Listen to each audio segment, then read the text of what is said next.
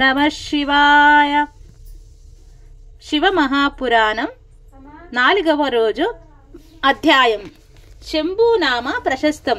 ఇదే పరమశివుని పక్కనే శంభువు అనే ఒక చిత్రమైన నామంతో పిలుస్తారు. శం అనగా నిరతిశయమైన సుఖము, భవయతి అనగా కల్పించేవాడు. ఒక వస్తువు మీ చేత అనుభవించబడినప్పుడు ఆ వస్తువు సుఖానుభూతిని మీరు పొందగలరు. వస్తువు ఉండటానికి అది మీ అనుభూతిగా మారడానికి మధ్యలో తేడా ఉంటుంది. ఈ శక్తి మీ యందు నిలబెట్టేవాడు ఈశ్వరుడు. ద్రాపే అందసత్పతే దరిద్రాన్నిలోహిత అంటుంది. రుద్రాధ్యాయం. సుఖమునకు కావలసిన వస్తువు ఉండటం వేరు, సుఖంగా బ్రతకటం వేరు. ఒకడు కోటీశ్వరుడై ఉండి కూడా మిగిలిపోయిన చద్ది అన్నమును పులిసిపోయిన పెరుగుతో తింటాడు. కేవలం సుఖానుభవం కాదు. లోకములు 3 రకములుగా ఉంటాయి. ఒక లోకం కేవలం సుఖమునకు అనుభవించడానికి ఉంటుంది. స్వర్గాది లోకములలో దుఃఖ స్పర్శ ఉండదు. మరొక లోకం ఉన్నది, అక్కడ సుఖం ఉండదు. ఇది నరకం లోకం. ఈ లోకం లోకులను కాక సుఖము దుఃఖము రెండూ ఉన్న లోకం భూలోకం. ఇక్కడ నుండి మానవుడు పూర్ణ దుఃఖం కలిగిన లోకములోకమైనా వెళ్ళవచ్చు, లేదా పూర్తి సుఖము కలిగిన లోకముకైనా వెళ్ళవచ్చు. లౌకికంగా కోరుకుంటే స్వర్గమును కోరుకోవచ్చు. అక్కడకు వెళ్ళాలంటే పాపం చెయ్యకుండా ఉండాలి. ఇది సంభవాశతి, ఇది శంభవా ఇతి. మంచి భావములను ఇచ్చుట, ఇది కలగటం అంత తేలిక కాదు. శివ మహాపురాణం మీ జీవితమును సరిదిద్దుతుంది. మనం సాధారణంగా బ్రహ్మ మన లలాటం మీద రాసిన రాత ప్రకారం పనులు చేసేస్తూ ఉంటాం అని ఒక మాట అంటుంటాం. అది తప్పు. శాస్త్రం అలా ఉండమని చెప్పలేదు. తిలక ధారణం అనే మాట ఎంచుకోవచ్చు. తెలుసా, మీ ఆలోచన సరళిని మార్చుకొని గత జన్మలుగా తరముకు వస్తున్న వాసనను జయించడానికి, మీకు పార్వతీ పరమేశ్వర అనుగ్రహం కలగడానికి మీరు విభూతి లలాటమునందు పెట్టుకొని బొట్టు తీసుకొని ఆజ్ఞాచక్రం మీద పెట్టుకుంటారు. ఇప్పుడు పార్వతీ పరమేశ్వరుడు మీ లలాటమునందు వసించి ఉంటారు. లలాట లిఖితారేఖ పరిమూర్తం నాశయక్యతే. ఇది కదా సామాన్య సిద్ధాంతం. బ్రహ్మ రాసిన రాత మారదు, కానీ తిలకధారణ చేసి విభూతి పెట్టుకోగానే ఆలోచన సరళి యందు మార్పు వస్తుంది. సాత్విక ప్రవృత్తి ముఖలో కనబడిపోతుంది. ఆజ్ఞాచక్రం మీద బొట్టు అమ్మవారి అనుగ్రహం ఆజ్ఞాచక్రం మీద ప్రసరించడం మొదలవగానే మీ బుద్ధి యందు ఆలోచన మారుతుంది.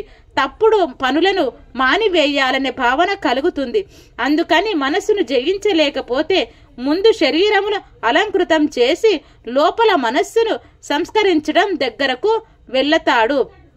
పెద్దలు ఇటువంటి ఆచారాలు ఏదో హాస్యాస్పదంగా పెట్టలేదు కనుక తిలకధారణ చేసి భస్మం పెట్టుకుంటే మీరు దుఃఖమును స్వీకరించి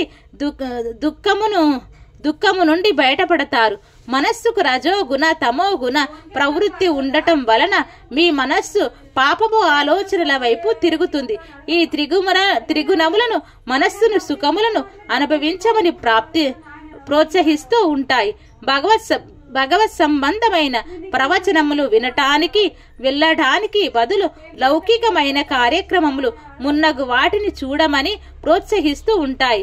మీరు ఉన్నతిని పొందకుండా భావిస్తూ ఉంటాయి.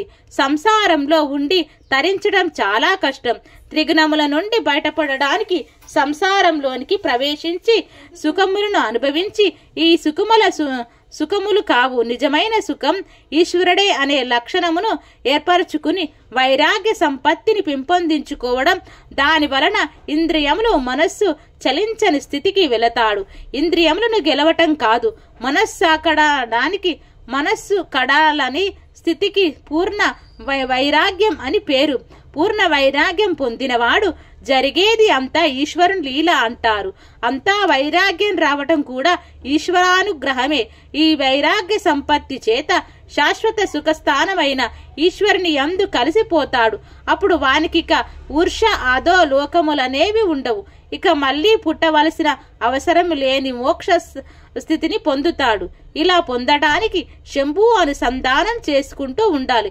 శివుని పాదములను మీరు గట్టిగా పట్టుకున్నట్లయితే, ఏమి చేతకాకపోయినా శివనామములు చెప్పటం మొదలు పెట్టినట్లయితే మీకు తెలియకుండా ఒక రకమైన మార్పు ప్రారంభమైపోతుంది. ఆ మార్పు మిమ్మల్ని మంచి ఆలోచనల వైపు తీసుకొని వెళ్ళగలదు.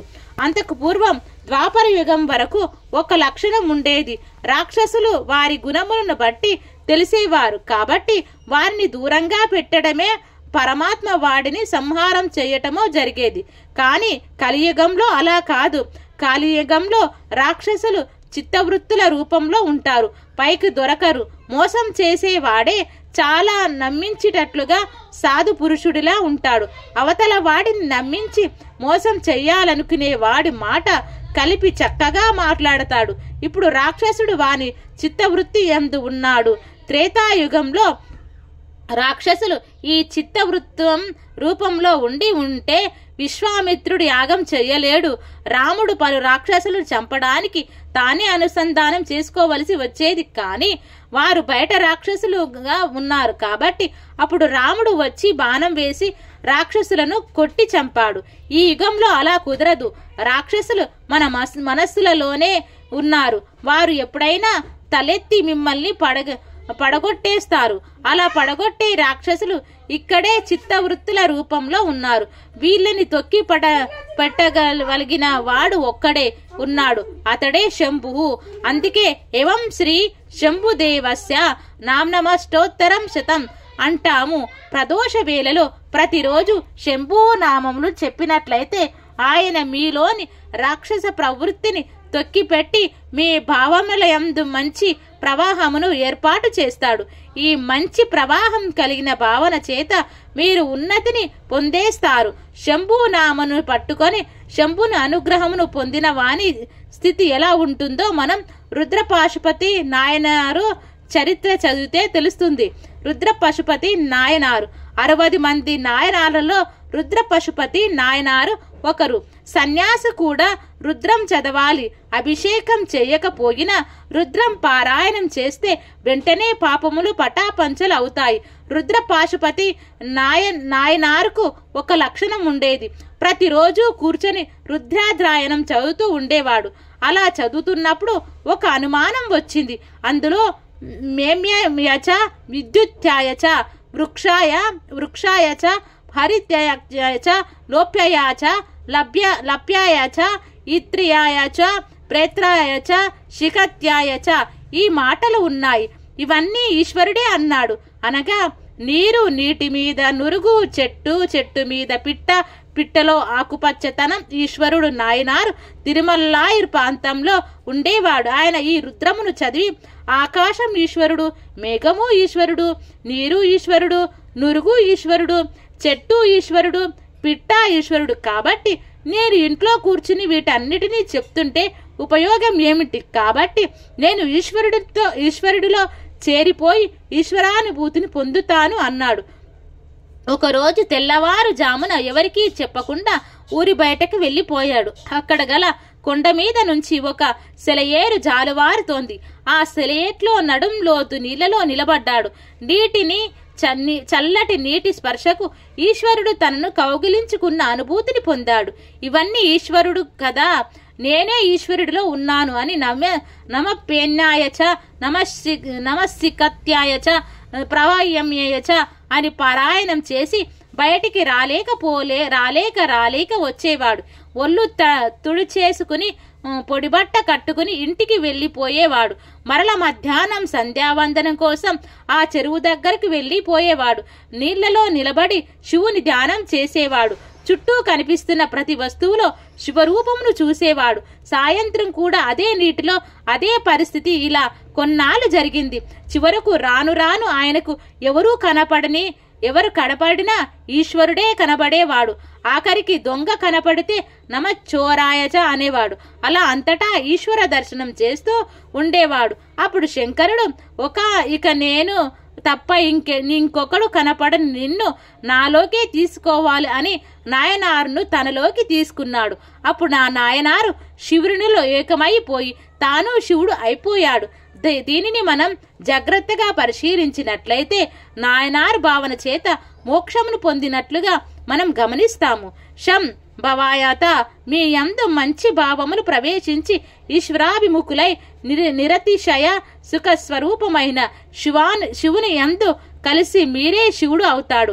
అటువంటి స్థితి మనకు కలగటం కోసమే మహానుభావుడైన పరమాత్మ మనకి ఉపకారం చేశాడు.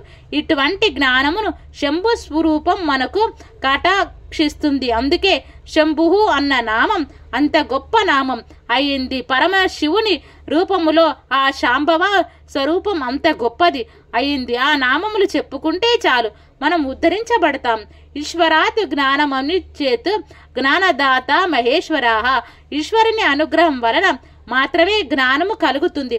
ఆ జ్ఞానమును ఇచ్చేవాడికి మహేశ్వరుడని పేరు. శంభు నామమును మీరు గట్టిగా పట్టుకుని ఆ నామముతో పిలిస్తే ఆయన మీ భావనను మార్చి మిమ్మల్ని ఈశ్వరుని వైపు తిప్పుతాడు. మీకు సత్ప్రవర్తన కల్పిస్తాడు. మిమ్మల్ని చక్కటి వాడిగా రూపుదిద్దుతాడు. కనుక మనం ప్రతిరోజు శంభు నామమును చెప్పుకుంటూ శంభు అనుగ్రహం పొందాలి. ఇదే శం. ఈ లోకంలో సుఖము దగ్గర నుంచి నిరతిశయ సుఖం వరకు, ఊర్షలోక సుఖం వరకు ఎంత సుఖం ఉన్నదని మీరు అనుకుంటున్నారో అన్ని సుఖములను మీకు ఇవ్వటం.